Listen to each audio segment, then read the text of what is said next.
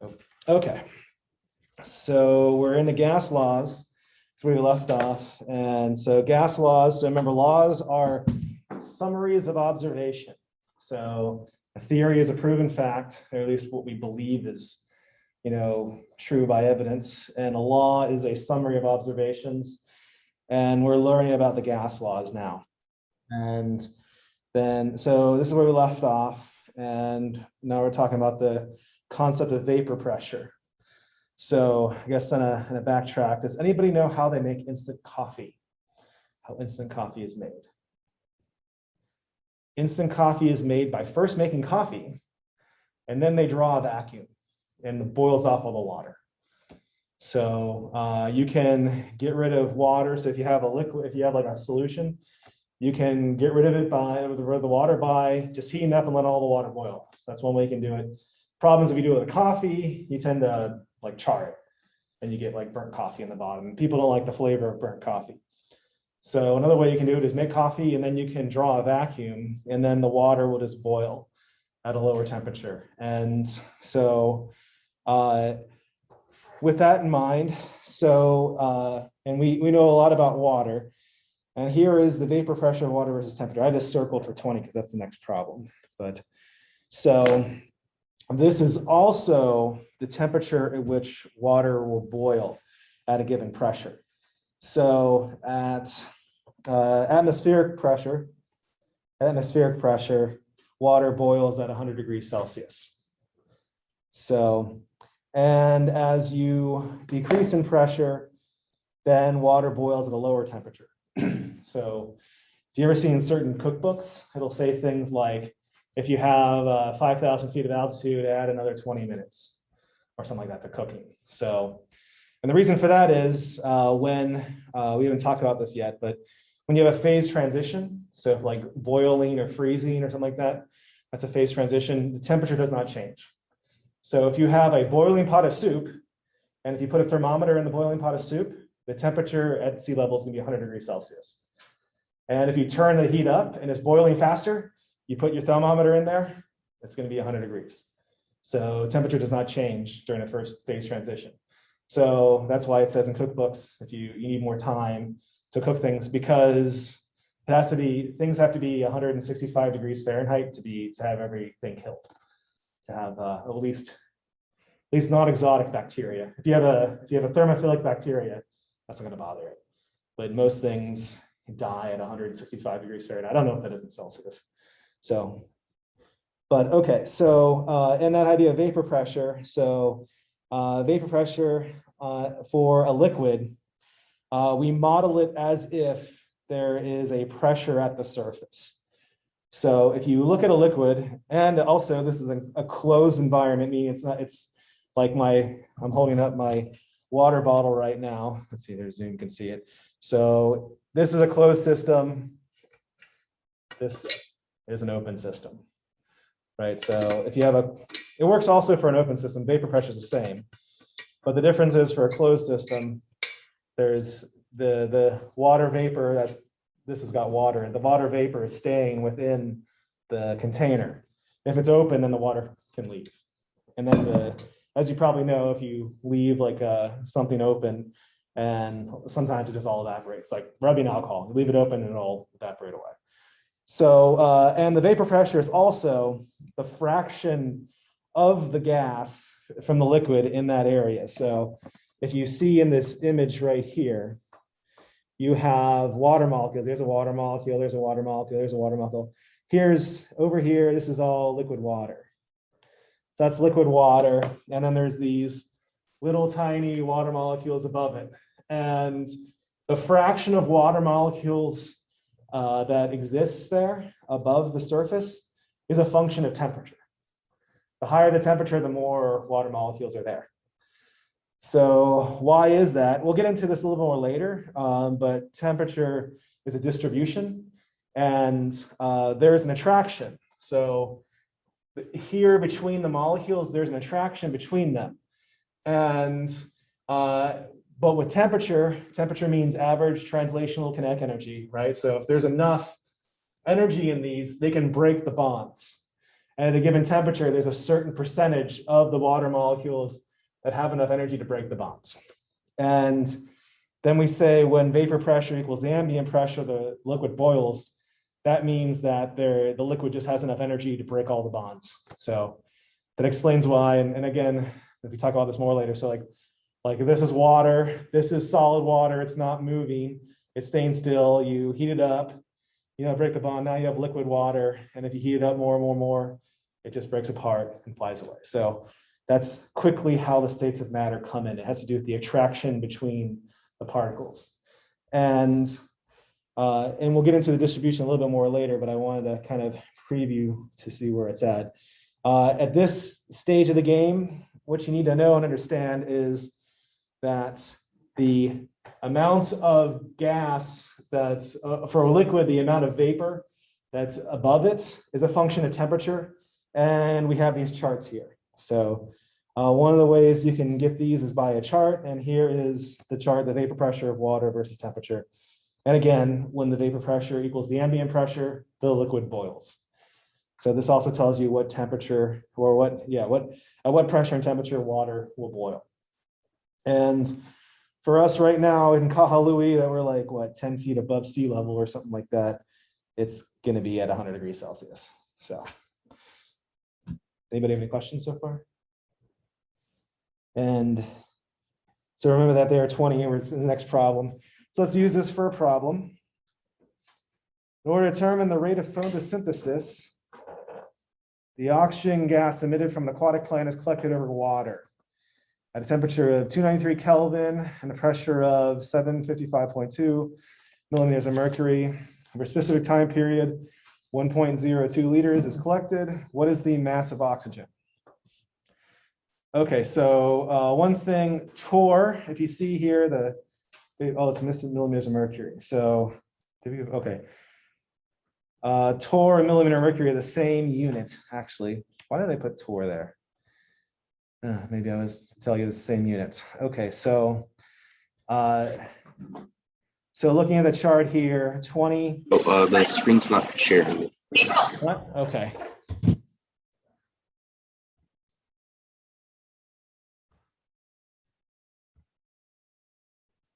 Is that working now?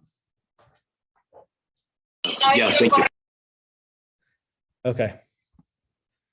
Sorry about that. Okay. The screen is now shared to the Zoomers. Okay. Do you want me to read the question again for you guys in the Zoom land? I'll go ahead and read it. What the heck? In order to determine the rate of photosynthesis, the oxygen emitted by a plant is collected over water at a temperature of 293 Kelvin, pressure of 255.2 millimeters of mercury. Over a time period, 1.02 liters of gas is collected. What's the mass of oxygen? So here is my non-PhD level of art for you.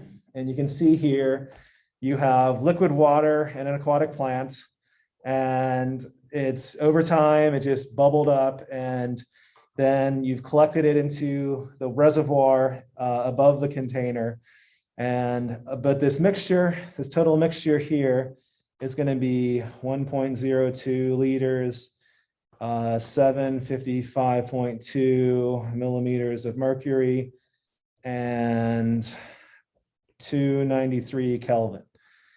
So 293 Kelvin is also 20 degrees Celsius. So 293 minus 273.15, that's 20. So 20 degrees Celsius. That's 20 degrees Celsius. And from the chart here, 20 degrees Celsius, the vapor pressure of water is 17.55.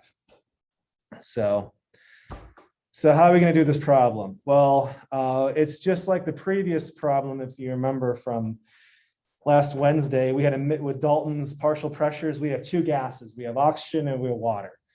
And that means the total pressure is going to be the pressure from water and then the pressure from oxygen. We know the total pressure.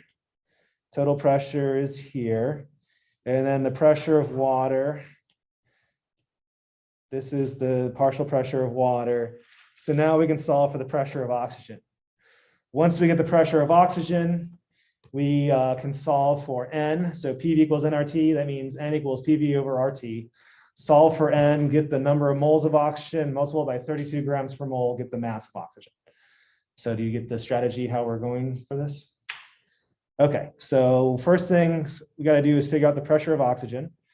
So the pressure of oxygen is going to be the total pressure minus the pressure of water, which is 755.2 minus 17.6. So rounding up to 17.55. So let's see here. That is going to be 737 points. Is that right? 7. That's a quite. Is that?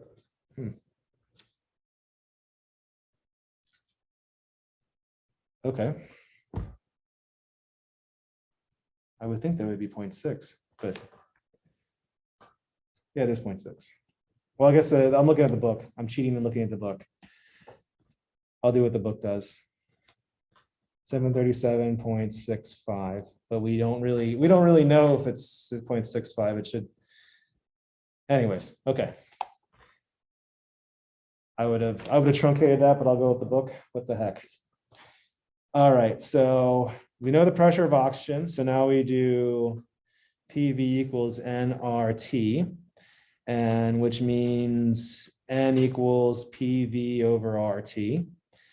And then pressure 737.65 millimeters of mercury, ATM to 7 millimeters of mercury. Volume is 1.02 liters. R 0.0802. Wait, 0.082. Oops, not 02.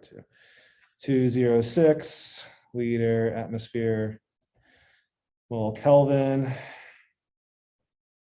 And then 293 Kelvin. So, okay. Everyone doing fine with the setup so far? So then solve for N, and we get 4.12 mole oxygen, and we want mass 4.12 mole oxygen times 32 grams oxygen to mole oxygen. And I'm getting that from oxygen is, 8, 16.00, the periodic table. So 16 times 2 is 32. That's where I'm getting the 32 grams oxygen per mole oxygen. Oh, wait. Sorry. This is times, I thought that was too big. It's like, that's going to get too much. Times 10 to the minus 2. Guess it's my COVID fatigue, huh?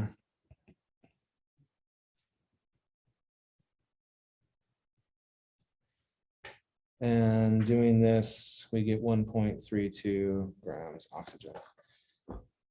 Okay. So recap for this one. So we have our vessel here, and above it we have a photosynthesis reaction. And I guess one of the things we haven't done, I guess you don't know if this is from lab. So have you, I don't even know if we're going to do this. It's so hard to tell at the lab because we only do half this semester. Let's say you do a reaction like here, where in this one, when you have the chemical reaction and you collect gases, it pushes the water down, or the liquid or whatever, it pushes it down.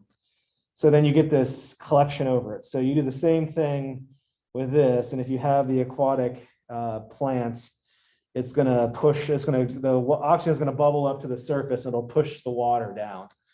And then we said we run this experiment at 20 degrees Celsius, and we have a collected volume of 1.02 liters. pressure, ambient pressure of 755.2. You said the temperature. So normally you think, okay, this is great. I'll just run the ambient pressure and be done with it. But the added step we're saying here is because of the liquid water, we have the vapor pressure. So I guess I'm going to use this side of the classroom too, so you guys can see me as well. So you have the mixture of gases, and then Dalton's law of gases, the partial pressure of gases. You have both of those, and from the previous chart, we found that the partial pressure, vapor pressure of water, partial pressure of water is 17.55 millimeters mercury. So if you subtract that from the total pressure, so the pressure of oxygen is only 737.65 millimeters mercury. And then we solve for n, the ideal gas law, we get 0.0412 moles of oxygen multiplied by the molecular weight of oxygen, and we get 1.32 grams. So, questions that I can get? How do you get partial pressure of water? You get this from the chart. Okay. So what they've done, and they've done this over and over again, they've taken the temperature of water and they see at what pressure it boils. So remember that when the vapor pressure equals the boiling point at the end, well, the boiling point of the liquid is the partial pressure, the vapor pressure at the ambient, when the pressure is their ambient pressure. So so what they did, and by they, I mean like in the year 1950 and 1960, they just did this over and over again. And with enough data, they realized that water at 20 degrees Celsius boils at a pressure of 17.55 millimeters of mercury. And you can find lots of charts like this. And in this case, you can just look up those data. So does that answer your question? Okay. Other questions? So tabulated data. There's books of very commonly used data, especially with water. It's called the steam tables. So you'll see them in Perry's Handbook for Chemical Engineering and the Handbook of Chemistry and Physics, also known as the CRC. So well, I guess nowadays we just look everything up on the internet. Back in the olden days, you would have those, you carry those books around with you. So I had to learn on the books. I didn't have the ability to Google them. The joys of going to college in the late 90s. So other questions? All right, so moving on. So the next topic we're going to talk about is combining the concepts of gas laws with stoichiometry. So we have a vapor phase reaction here. Carbon monoxide plus 2 hydrogens makes methanol. What volume of hydrogen gas at a temperature of 355 Kelvin, a pressure of 738 millimeters of mercury is needed to synthesize 35.7 grams of methanol? So first of all, that's too small. I mean, when you do some in industry, you're talking about millions of tons, but what the heck, I guess for learning this stuff, it's okay. And secondly, also that's not enough pressure, that's not enough temperature. When you make stuff in industry, you make it really hot and really pressurized. But well, I'll go ahead and solve the problem. I'll talk about why it's wrong. While it is a proper problem, it's just not very practical. So we want volume. So I mean, my knee-jerk reaction is PV equals nRT. So one volume, so that means volume is going to be nRT over P. And so, and it's going to be N hydrogen. And oops, sorry. The problem though is we're not given the mass of hydrogen, we're given the mass of methanol. So to get so we're looking for the volume of hydrogen, but we're given the mass of methanol. So we got to convert mass of methanol into volume, moles of hydrogen. So 35.7 grams methanol, CH3OH times, so we gotta get, see here, mole methanol divided by, so I'm gonna cheat, and where are we? Where's the mass? It's 34. Well,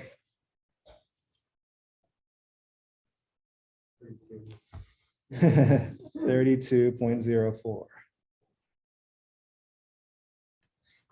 Does anyone want me to solve for the molecular weight of methanol? Okay.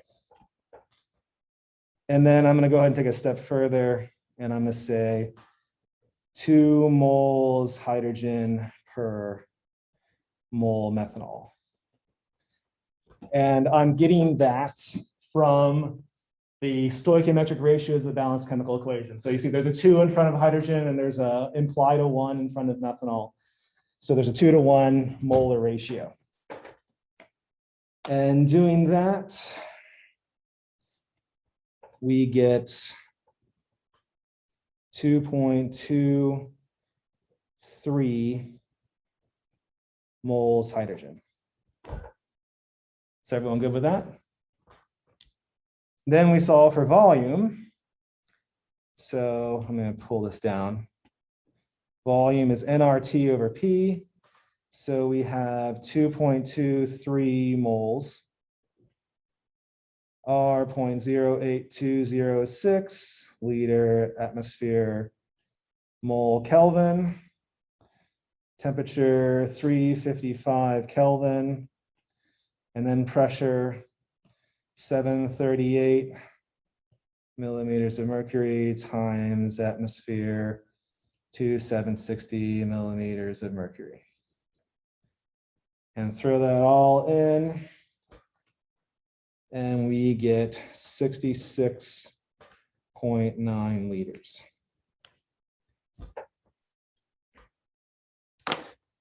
Okay.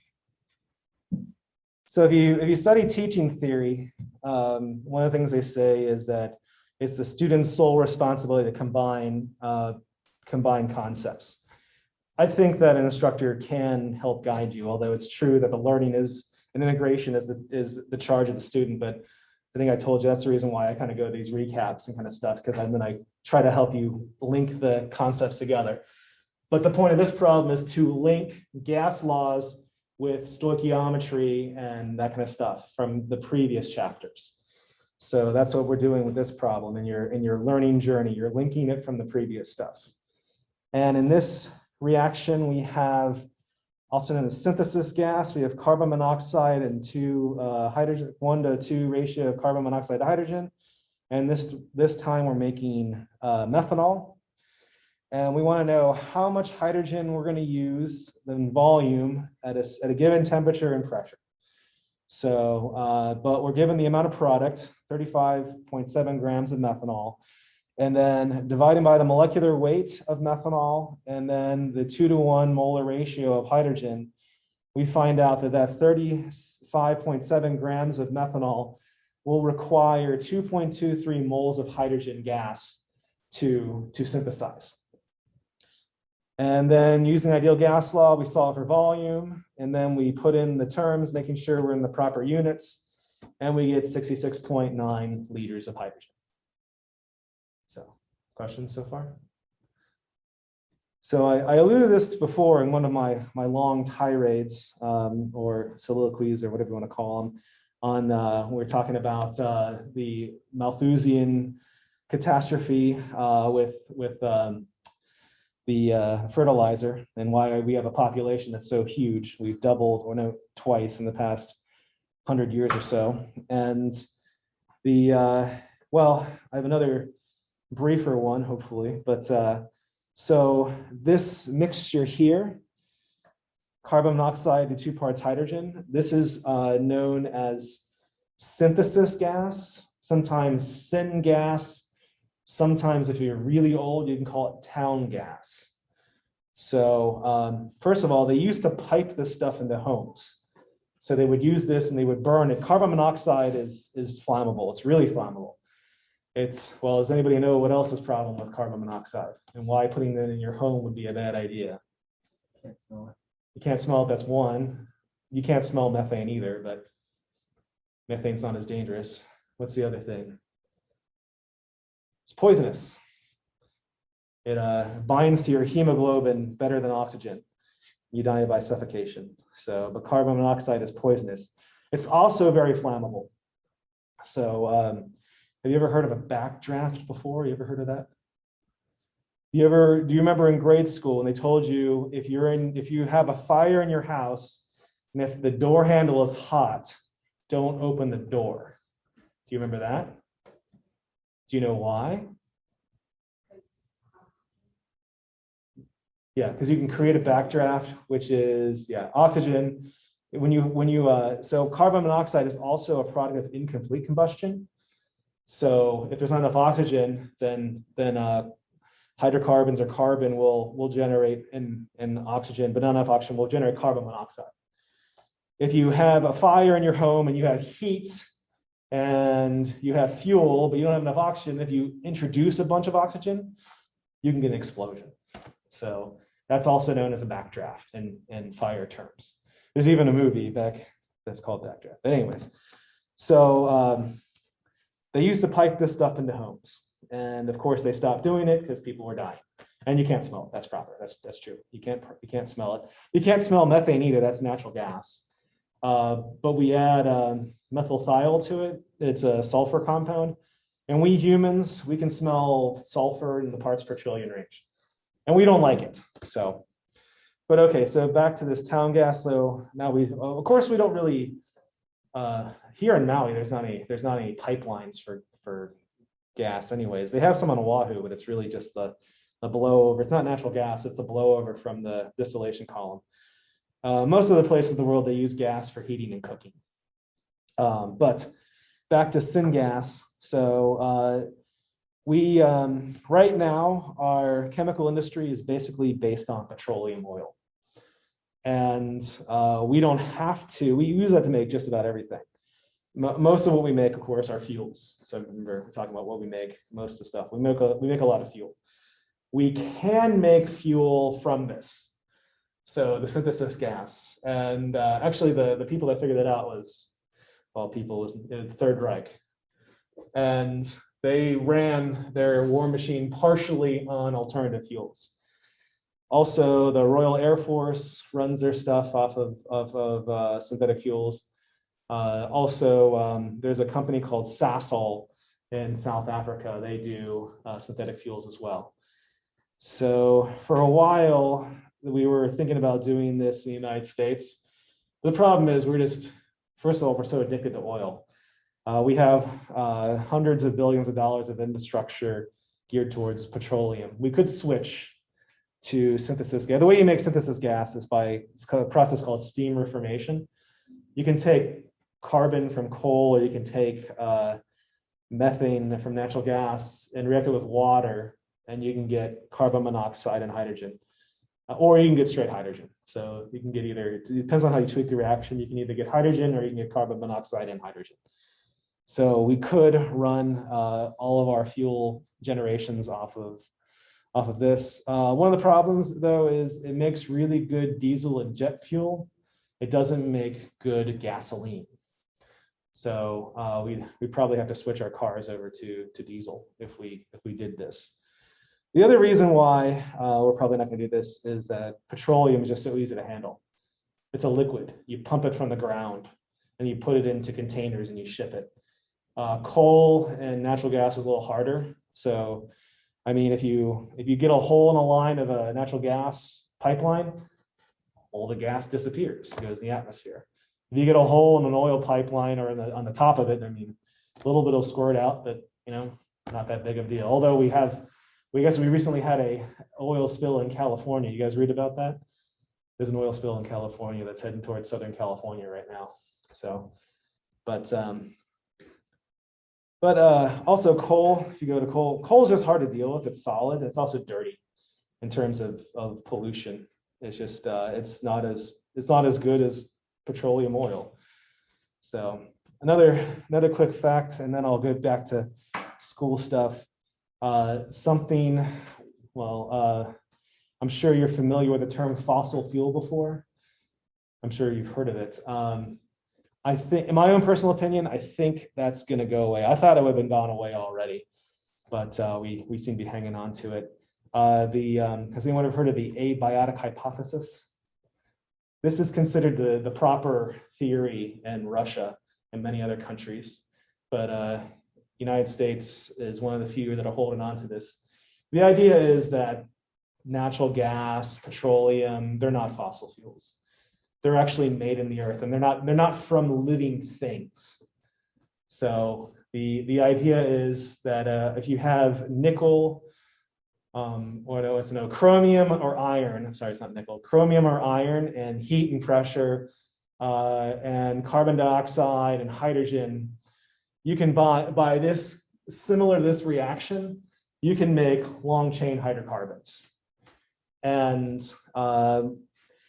the idea is that the majority of what we call fossil fuels, the fossil fuels here on Earth, are actually not from dead dinosaurs.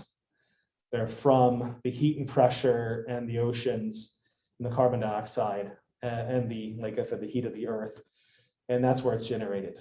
And this is one of those things, it is so obviously true. I don't know why they call it a hypothesis.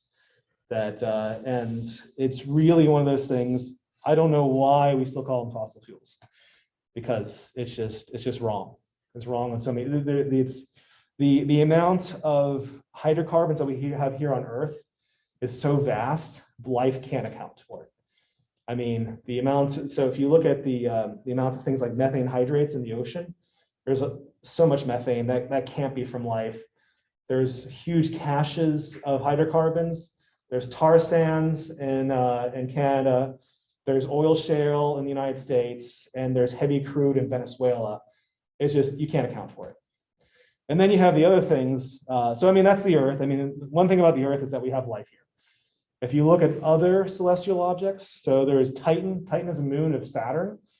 It has oceans of ethane and methane. It rains hydrocarbons on that planet. And we're pretty sure there's no life there. Maybe there is, but probably not. And also the planets Uranus and Neptune. There's lots of methane. So, I mean, and it's a pretty large percentage of their atmosphere too. So where did these hydrocarbons come from? Where did these fossil fuels come from? And the answer is they're not from life. They're made abiotically without life. Can you make methane, with life? And the answer is yes. Yes, you can. Does that necessarily mean that all methane in the universe is made from life? And the answer is no. So that's something maybe you'll see in the future, that's going to go away. And like I said, they already teach it in Russia. They make fun of us, like, oh, silly Americans.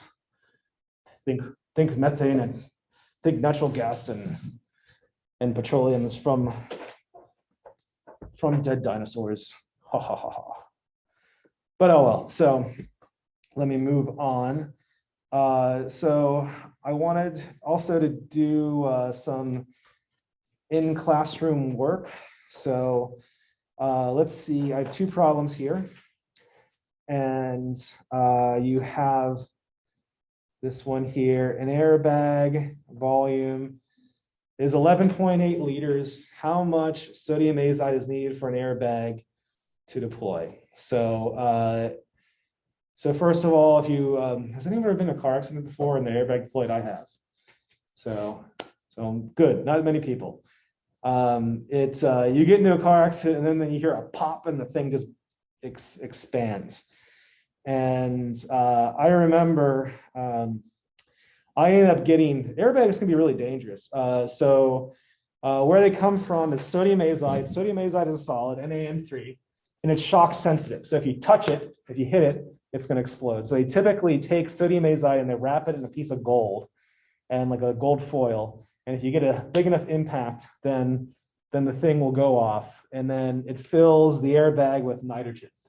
So And also makes sodium metal. So, and I remember when I was in my car accident, I was driving at the steering wheel, and then I got a chemical burn from the sodium. It hit me on the arm, and I got a base burn on my arm from the sodium. So one of the dangerous things is with airbags. Some people inhale the sodium, and they get pulmonary edema. Do you know what pulmonary edema is? Fluid in your lungs. So be careful with that. I mean, airbags are great safety things, but they're also dangerous. You can get blinded from the sodium going in your eyes as well. And one of the questions the students always ask, like, well, what do I do here? Gas laws only work for gases. So when the airbag is going to fill with nitrogen, it's not going to fill with sodium metal. It's going to fill with nitrogen. So let's see if you can solve this.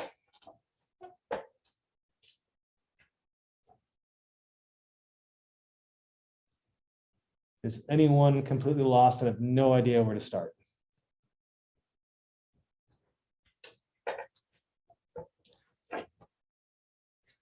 How about you in Zoom? Do you need any help?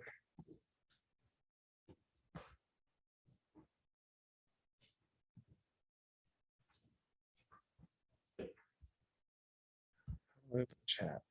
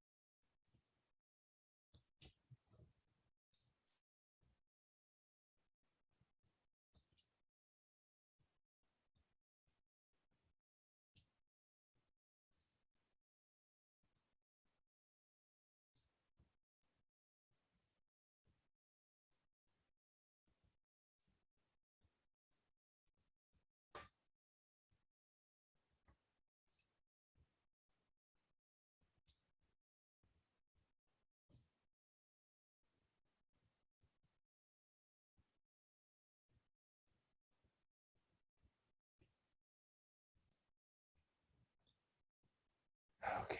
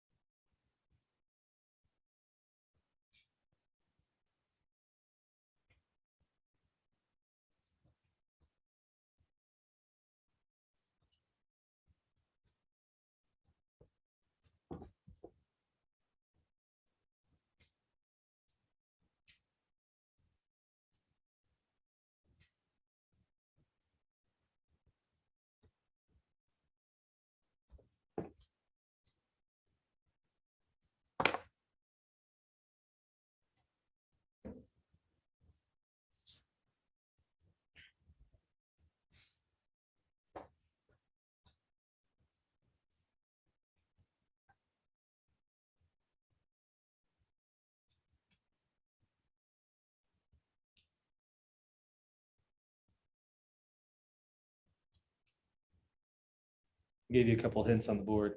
Oh.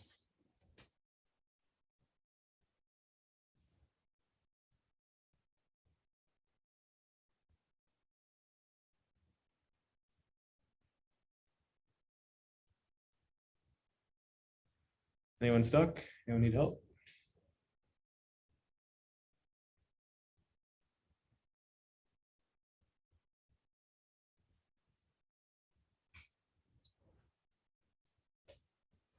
So people are starting to look up. Some people think A12, may think B23, may think C27. D65. We have a few students going in for 23, and that is the answer. So this is the answer. There's the setup. The people that didn't play, do you have any specific questions, or you just needed more time? More time? Okay. So there's a setup. Solve for n. Get the number of moles of nitrogen. What is the number of moles of nitrogen? I didn't do any calculation. I just set up. It's 1.8. 1.90. Yeah. Okay. And then you plug that in there. So Yeah. I guess I can backtrack.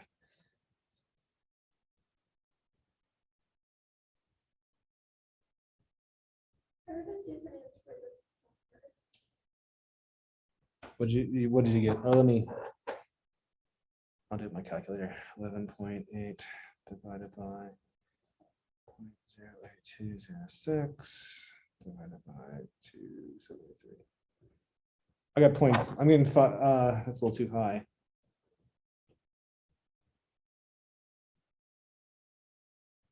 I'm getting I think I said 0.527 moles. That's what I'm getting. So you can also get that from molar volume. Yeah, I know. So it's only No, I didn't do that. that's totally. Yeah, I know. No, you're right. You can do it that way. So yeah, there is another way you can do it. There's that's standard temperature and pressure for gases, and you can use a 22.4 liters per mole. But the thing is that's so uncommonly used. It's like, So I would normally use that. yeah.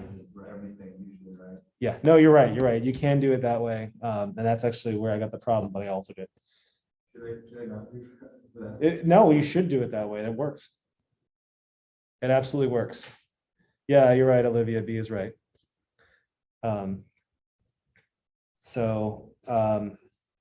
Yeah, what we're talking about is that you can use standard temperature and pressure, which is 0 Celsius, 1 atmosphere. And then you get the molar volume at that is, for an ideal gas, is 22.4 liters. You can do that, but it's such a rare occurrence that I honestly don't even teach it. Because, I mean, you typically only do that in high school, and you do that to show fractions, which is also even further strange because standard temperature is typically 25 degrees Celsius. That for some reason they put it for molar volume of gases at 0 degrees Celsius. So I don't know. It's an outdated system. So what is why the pressure Yeah, with the units. Yeah, I didn't even put one on my calculator. This is 11.8 divided by 0.0206 divided by 273. Yeah, to get 0.0527. And if you plug that in there, then you'll get 23 grams. So, other questions? Okay, so now the next painful journey is you're doing the limiting reagent and percent yield.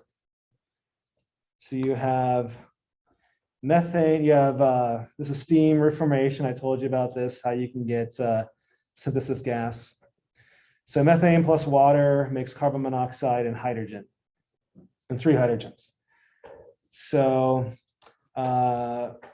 and with these 2 combinations of methane and water, we're going to make hydrogen at 26.2 liters, 1 atmosphere pressure, 760 torr, which is millimeter of mercury, and 0 degrees Celsius.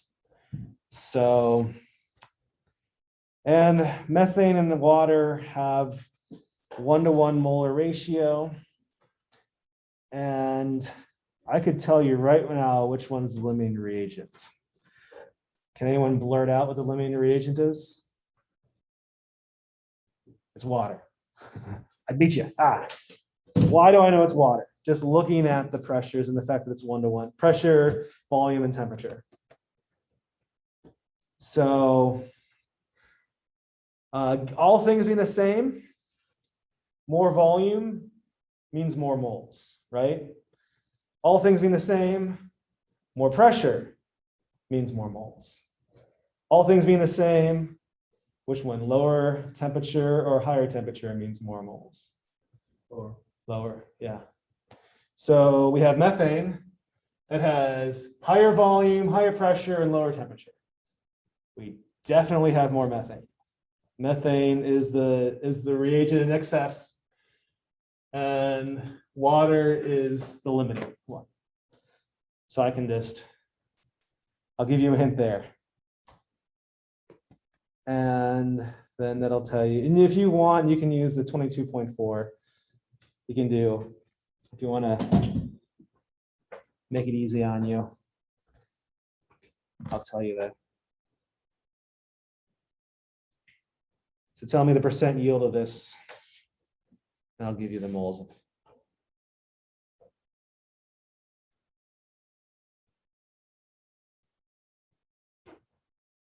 This is going to be 1.17 moles hydrogen.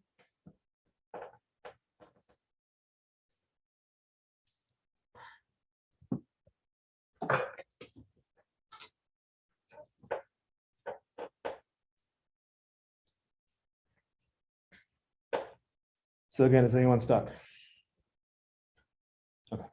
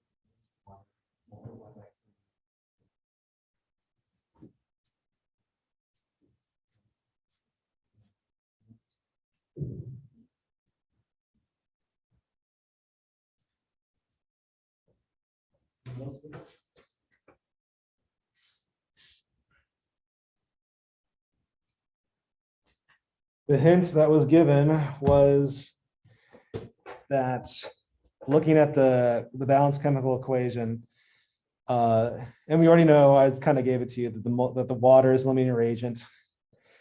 If you figure out the moles of water and then multiply it by 3, because of this ratio, 3 times the moles of water is the theoretical yield of hydrogen.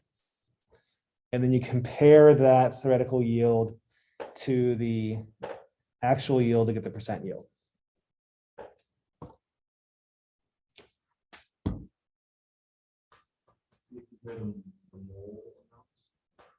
You can do whatever thing you want. You could I mean, you could convert everything to volume. I just think moles are easy. I mean, you could do volume, you could do pressure, whatever you want.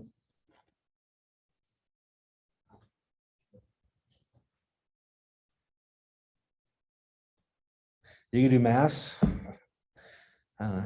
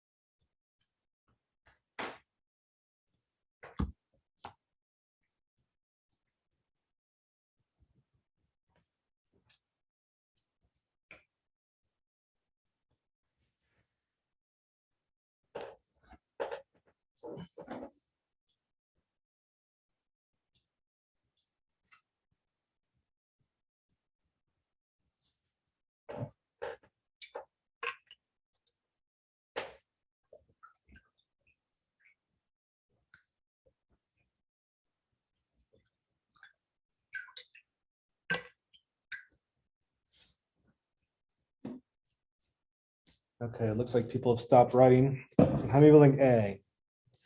I think B, C. Okay, we got a third of the class going for C. That's the right answer.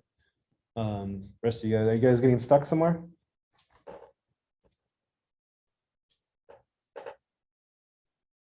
Or you just didn't want to do it? This is the setup. So, and again, like what we're saying is you need to be able to combine these concepts, and I'm also trying to do this in class so that you can help combine these concepts in your mind. And this is a limiting reagent percent yield problem. So you've already figured out the limiting reagent. The other way you can do it, I know I logicked my way through it. You can also do it by figuring out how many moles of product you would make and then pick the one that's lowest. So, but this one is nice because you can logic your way through it. And then, so the number of moles of water in this case, it's, well, I lost it on my calculator. I have a crappy calculator app. Whatever 1.93 divided by 3 is, because I know this one, because this number here is 1.93.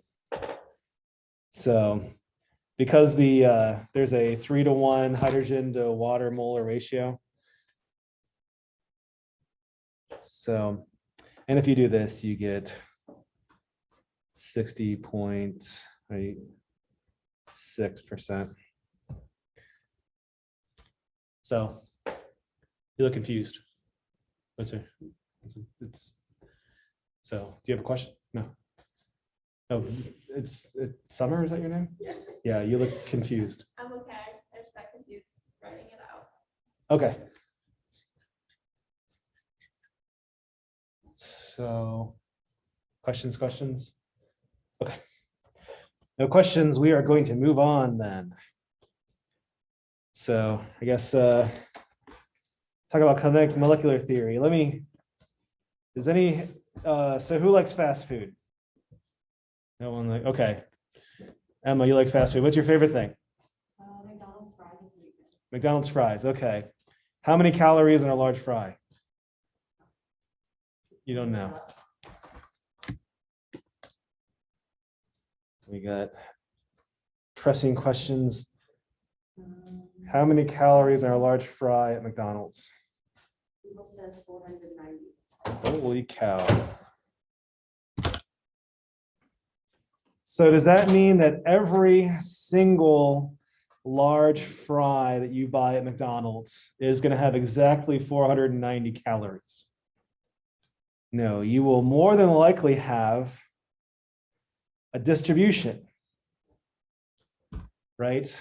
And at the top of the distribution is 490 calories, right? So every time you go to McDonald's and you get that large fry, you are not necessarily getting 490 calories. And again, this is, I'm drawing it as a Gaussian distribution. It may not be a Gaussian, but it's probably going to be close.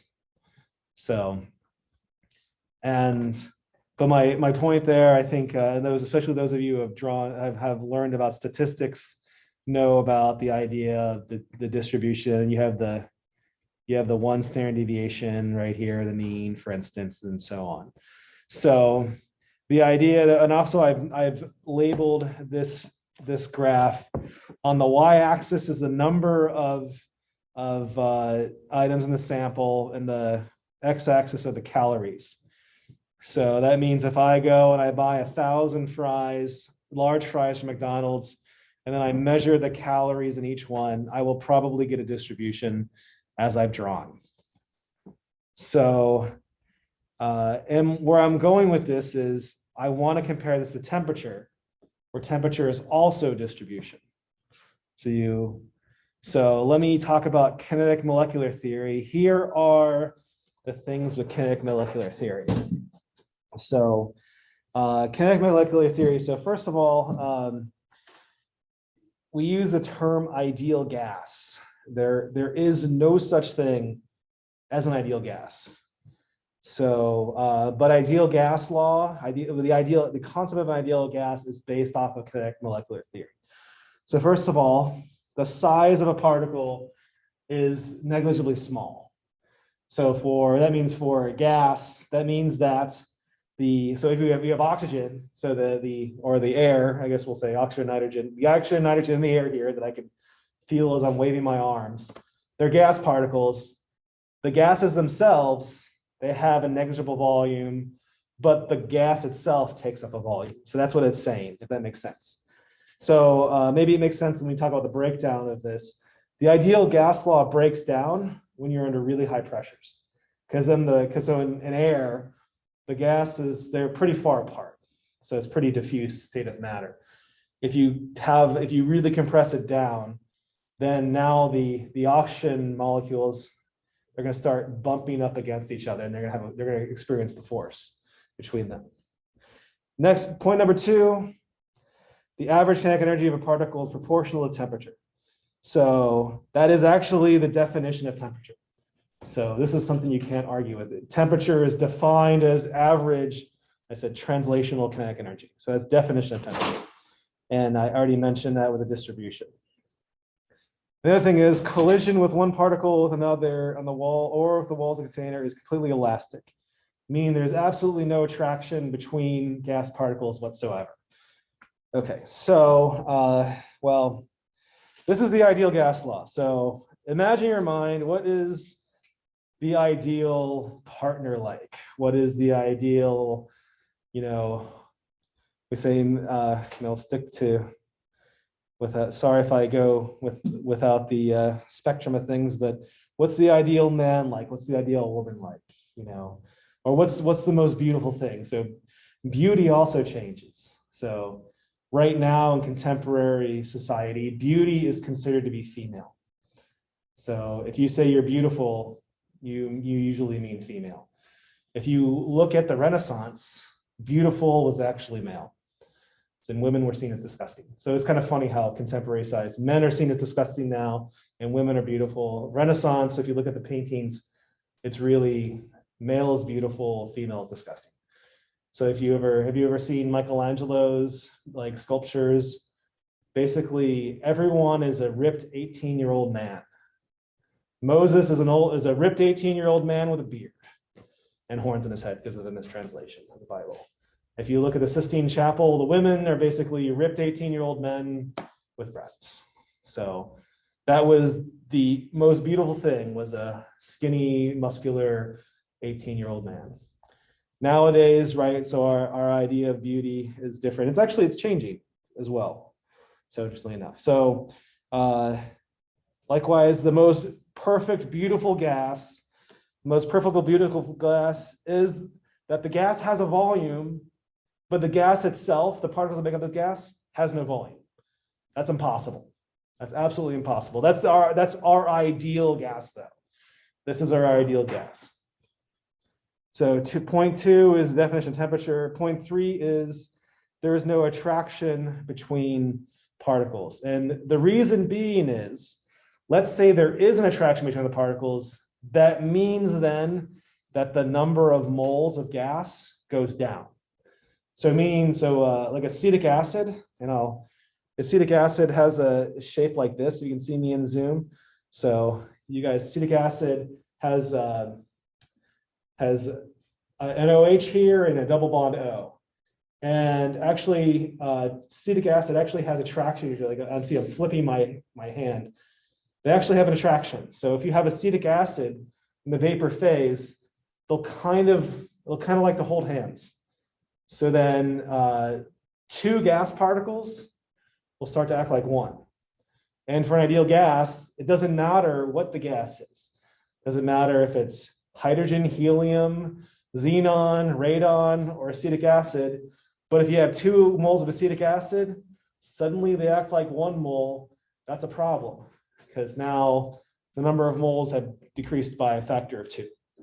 So what you say is, our ideal gas, there's no attraction. None, absolutely no attraction whatsoever. And which tells you that there's a problem with the ideal gas law. That's what it tell you. And the ideal gas law, it works pretty well for low pressure and high temperature.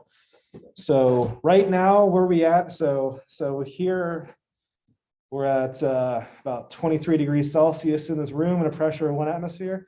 That's considered high temperature and low pressure. So what's high pressure? 100 atmospheres. So Venus would be high pressure. So at least the surface of Venus, the planet. What would be low temperature? So negative 100 Celsius. So like Titan, that would be low temperature. So we are considered high temperature and low pressure here. So ideal gas law works pretty well for ambient Earth. But if you start increasing the pressure or decreasing the temperature, ideal gas law breaks down. We'll talk about that later. And I'm going to tell you something, and I'm going to not do the derivation for it. Also, I don't know why we do this in chemistry, but we use the term U for velocity. Everyone else uses, all their sciences use V, but the root mean squared velocity. So, all right, so is anyone here taken physics before? Okay, what can you tell me about velocity? Can it be positive and negative? So it can be positive and negative. So what's the easiest way to get rid of positive and negative things? You square it. A negative number squared is a positive number. So we're going to take the velocity and we're going to square it. Because velocity can be either positive or negative, depending on the direction. So if you square the velocity, that gets rid of the negative values. And then we're going to take the mean or the average of it. So now we have the average of the squared velocities, and then we're going to take the square root of it. That's the root mean squared. That's an easy way to take a velocity and then just get rid of it. Get rid of the negative part of it. So another thing I might ask you to accept without proof is a definition of, well, kinetic energy can also be described as 1/2 times mass times the velocity squared.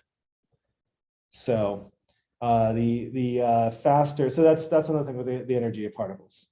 So anyway, okay, so let me go back. Let's talk about this chart here. On the y-axis, we have numbers, just like the calories of large fries. The y-axis is the number, and then the x-axis is the velocity. And it's in the previous one, we had the number of calories. This time here on the x-axis, we have velocity. And we have different gases here. And notice something. So, well, oxygen, I can go ahead and write this down. So oxygen is 32 grams per mole. Nitrogen is 28. Oxygen is 18. Helium is 4. Nitrogen is 2. So right away, you can probably notice something. The heavier gases have a narrow distribution. So these are distributions, right? So this is distribution of gases. And the heavier gases have a narrow distribution. The lighter gases have a very broad distribution. And then one of the other things you might notice about this graph, all of them seem to have velocity at 0.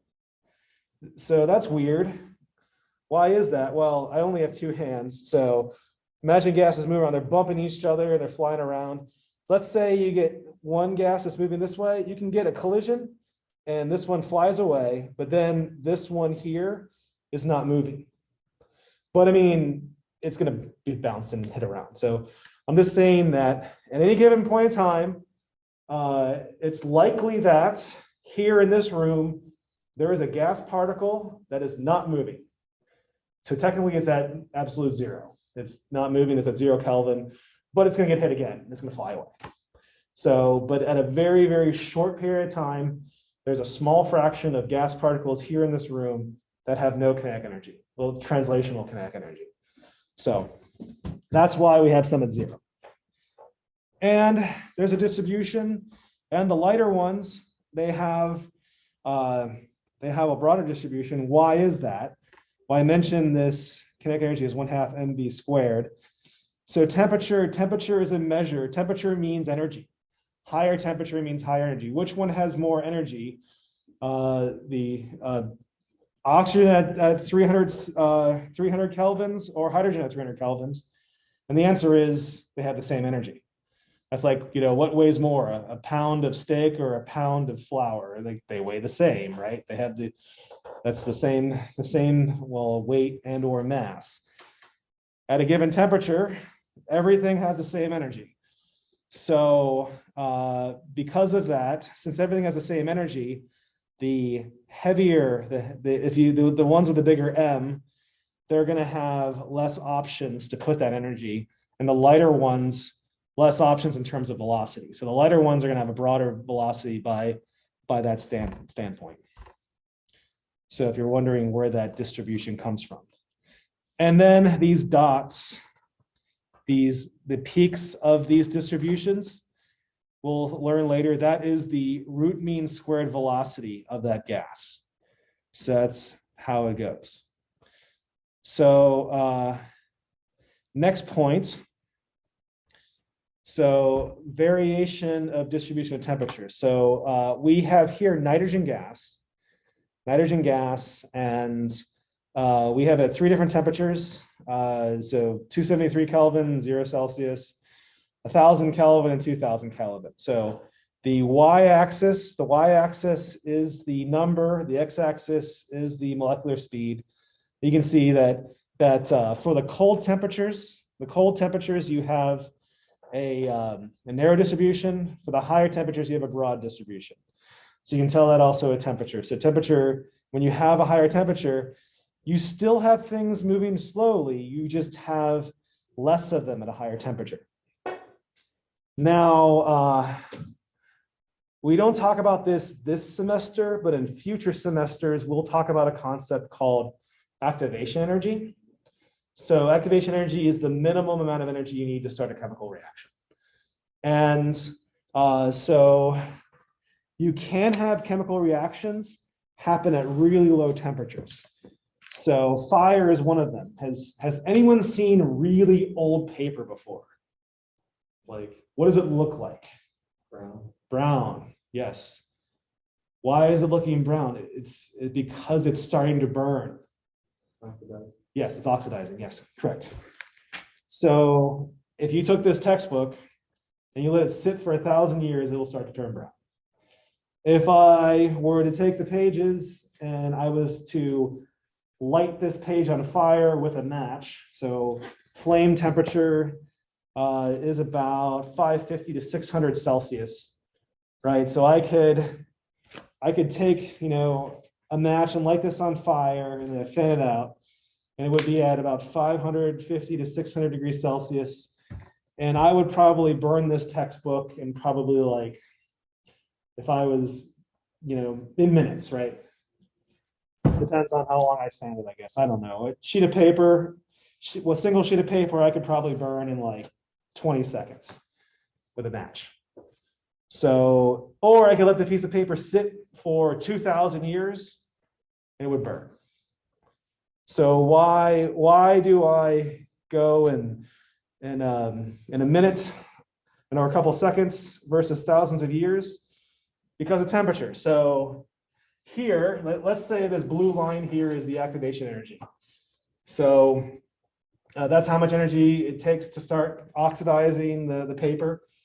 And if you have at a really cold temperature, there's a little tiny bit that has enough energy. It takes a long time to do it. If you have a higher temperature, it'll proceed very, very quickly. Another rule of thumb for chemical reactions is when you increase the temperature by 10 degrees Celsius, you tend to double the rate. And if you do it by doubling laws, right, every 10 degrees Celsius, there's a big difference between 0 degrees Celsius and 600 degrees Celsius. So the doubling of rates, you can see how much of you can kind of get a general estimate to how fast or how slow a chemical reaction will go. So, okay, so that tells you a little bit more about distributions. Am I done? Okay, oh, good. I finished exactly on time today.